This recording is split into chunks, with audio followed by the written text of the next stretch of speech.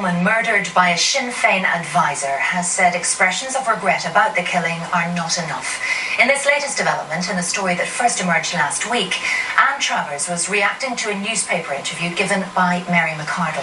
Ms McArdle was part of an i.r.a. gang who shot Anne Travers' sister Mary and her magistrate father Tom on the steps of their church in 1984. Sinn Fein has appointed Ms McArdle to be a special advisor to the Culture Minister, a move Anne Travers has again said should be reversed. Mary McArdle has spoken to the Andersonstown News. She told the paper the killing of Mary Travers was a tragic mistake and I regret that it happened.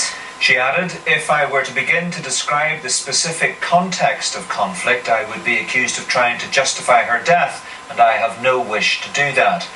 She went on, since my release from prison, I have been active in Sinn Fein and have played, I hope, a constructive and positive role in winning and maintaining support for the peace process. Our reporter Ken Murray spoke to Mary Travers' sister Anne today. She began by recalling the moments after her sister and father were shot. Ambulance was there with Mary in it, and Paul was sitting on the seat, and there was a lady there, like with a flask, trying to clean Mary up. And Paul said to her, "But she's going to be all right, isn't she?" And the lady just shook her head. And I got out of the ambulance and I was thinking, this can't be right. This can't, like, of course she's going to be all right. That's ridiculous. She's only 23, she's my sister. And we came into the house and I was told that Mary was dead. And it just, everything then from that day, you know, Mum didn't come home until really late into the night because they thought Dad was going to die as well. And they actually delayed Mary's funeral because they thought we were going to be buried both of them. In light of what Mary McArdle said today in the Andersonstown News, do you have any message for her and Sinn Fein? When she says it's a mistake, you know, like, a mistake. You make a mistake in a maths test. You make a mistake taking the wrong turn. You don't make a mistake by murdering somebody and going out with intent to carry guns. Is what Mary McArdle said today in the Andersonstown News, is that enough for you? No, it's not enough for me. Words are very easy.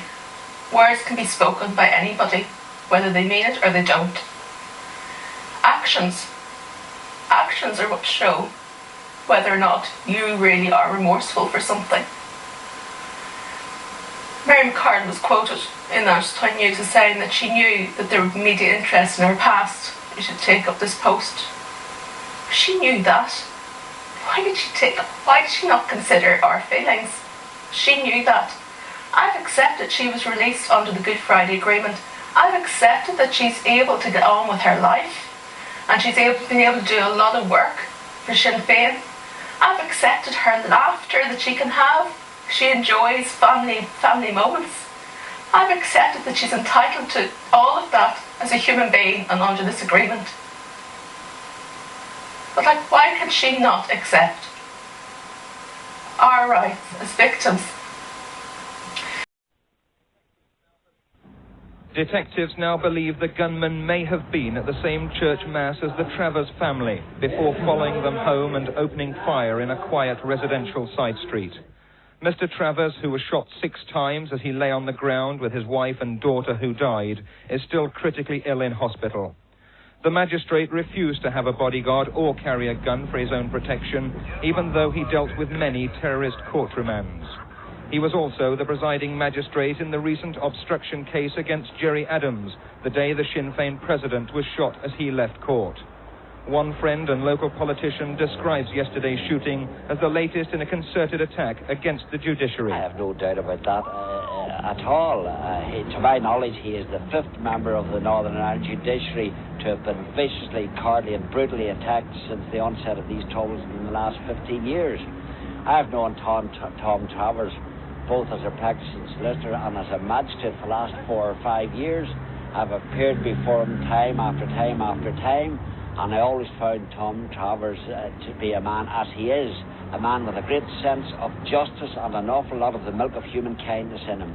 And he was a man who does not like to send people to prison if there was any other course open to him, except in those very bad cases where there was no other alternative open to him in the interest of the public at large. If he was a target, why didn't he carry a gun, or why didn't he have a bodyguard? First of all, I would have thought, knowing Tom Travers as I do, he's the type of man who would not, whilst he himself was prepared to incur the inherent risks in being a magistrate, particularly in the present political climate of things in Northern Ireland, he would not have wanted to put anybody else in a position that their lives would have been in danger. I have specifically in mind police officers. He was a man of great fortitude and knowledge, a man of great... a man who leads a very deeply spiritual life, has a lovely family of 6 children and a lovely wife, and this is one of the most heinous acts I've come across yet. There's no reason in the wide world why Tom Travers should have been singled out as he was, apart from the fact that he was a Catholic member of the Northern Ireland Judiciary. Meanwhile, at the Holy Child School in Andersonstown, where Mary Travers should have been back teaching today, her pupils were told she would not be returning. Even at the tender age of 6, these children were shocked and stunned to hear the news about the death of a teacher they'd grown to love. Terry Lloyd, News at 1, Belfast.